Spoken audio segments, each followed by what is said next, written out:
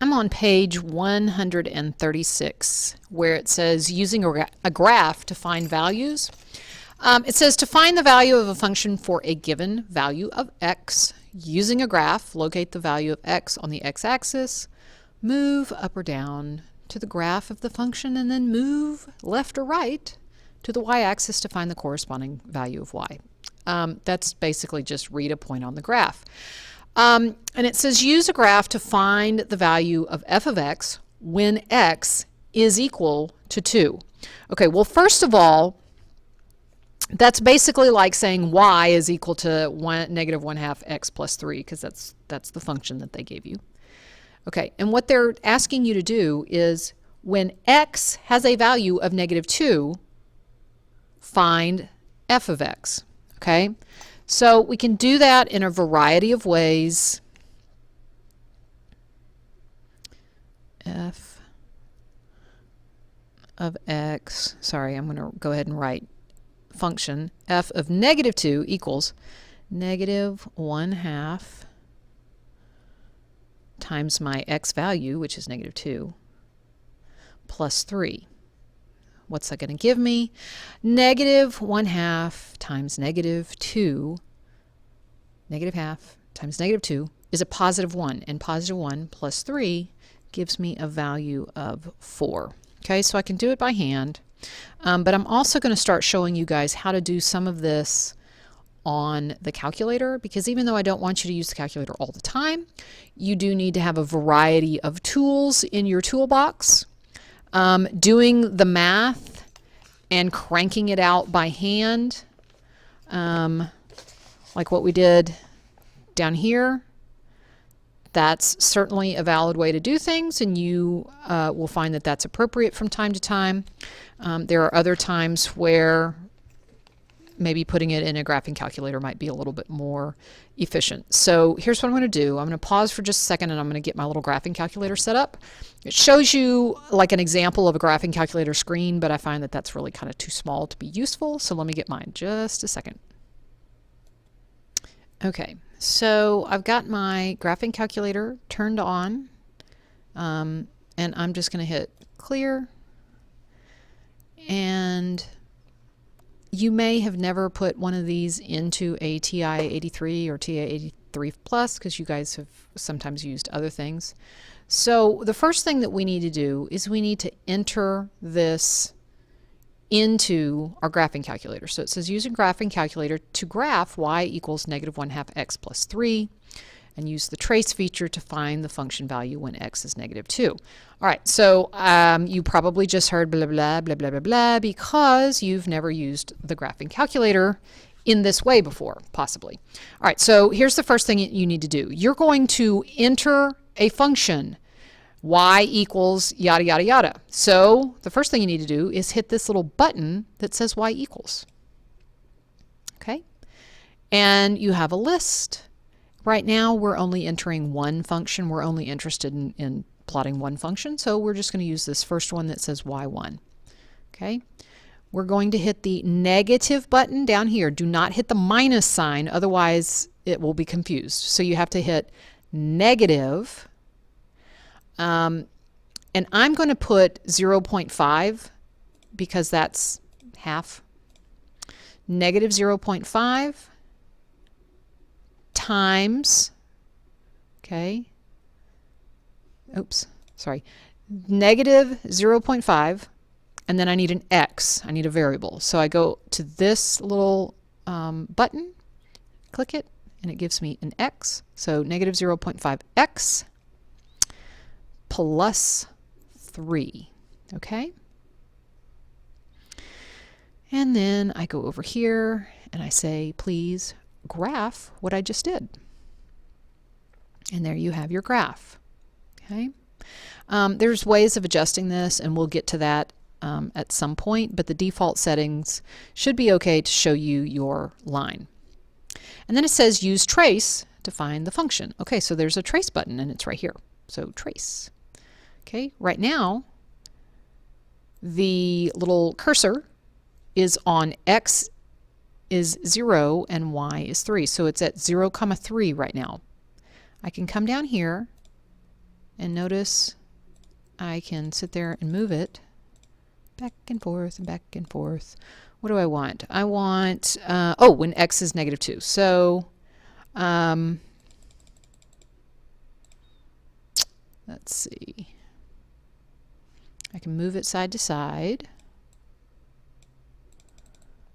like manually, or if I can't get it like exactly on what I want, here's what I can do. I can go down here and say I want -2 as my x. And notice as soon as I typed -2, it said, oh, okay, you want x is equal to -2? Yes, I do. So hit enter. And it tells you that when x is -2, y is 4. And that is what we just found out, doing it the old-fashioned way, just plugging it in.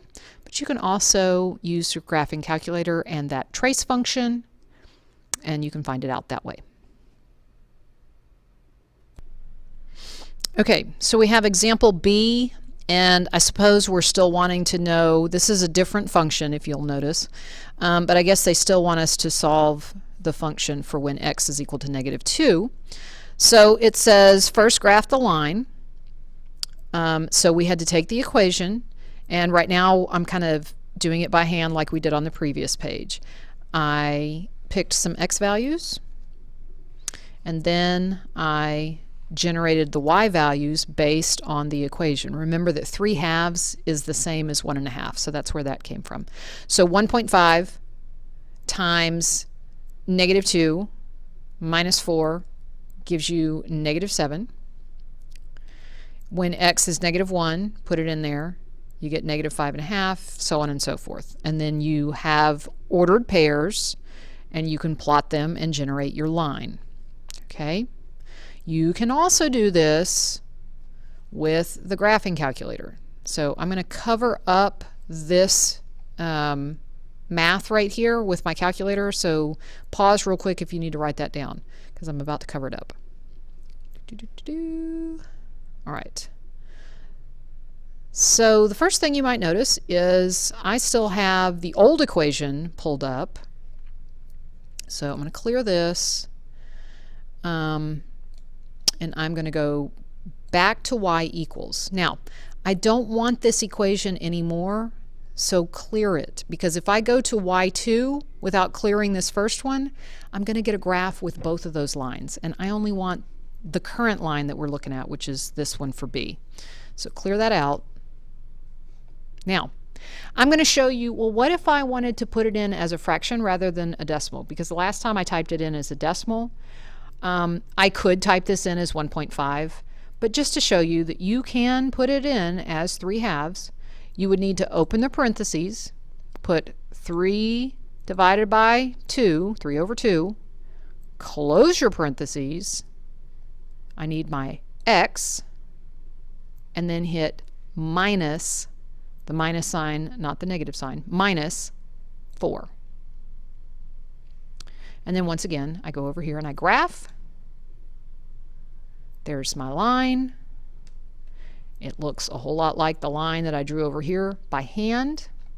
Remember that I can hit the trace button.